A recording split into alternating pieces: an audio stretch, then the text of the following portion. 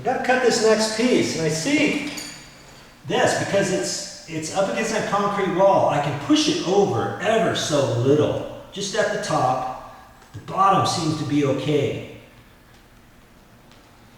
but I've got an outside corner here, some bullnose, and I'm going to have a little return piece coming out this way, and so I need to have an outside corner right in here at 22.5 degrees. I got to remember that, and then I got a 45-degree cut there. So if I want, I can make this a little bit longer than I need and push it in there tight and then mark this, you know, just with the wood. I think that's what I'm going to do. Or I could measure it. I could measure it, you know, from the bottom there over to where I want, and then when I cut my inside corner, I could measure just from the face of it. So there's different ways to do it, okay?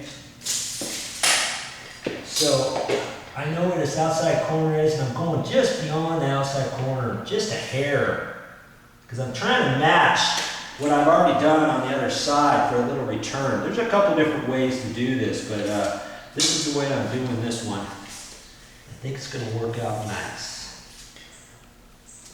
So I'll take my measurement here, and I'll make it just a little bit longer, and I'll show you how I'm going to mark that without using a tape measure after that. 46, I think.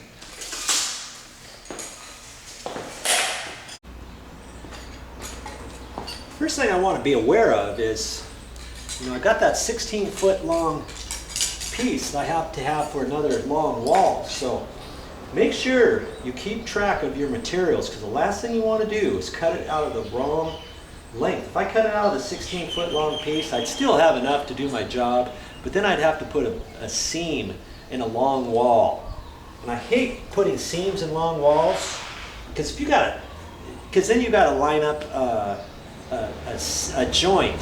And on a joint, I don't just butt them up. I put it at a 45-degree cut. So one piece has a 45, the other piece has a 45. You line it up and all that. But last thing you want is if you got a long wall, kind of getting off the subject, but let me just finish my train of thinking here. If you got a long wall and you don't have a long piece of base for it, look and see if you've got any bulges in that wall, because the last thing you want is to have a joint close to a bulge in your wall, because then that's going to make your joint that much more noticeable. It's not going to be able to kind of float over it if you didn't have a joint there. So look for that before you install your long pieces of base, and then you can install it accordingly. Maybe you're going to start from the left end of the wall, but the bow is in such the right place to where you need to install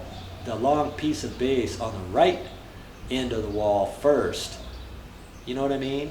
Just kind of think about that a little bit, because that's happened to me a few times, and then the joints look really bad. So check your walls out.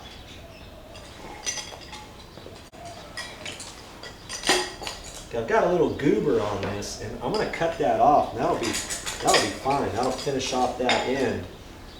And I'm going to cut that 45 off first before I measure my trim here.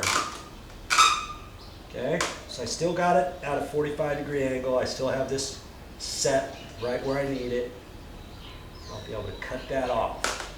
Make sure you keep your fingers out of the way.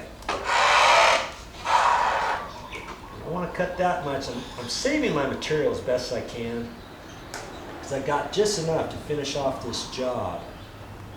So I don't want to overdo it on my first cut here.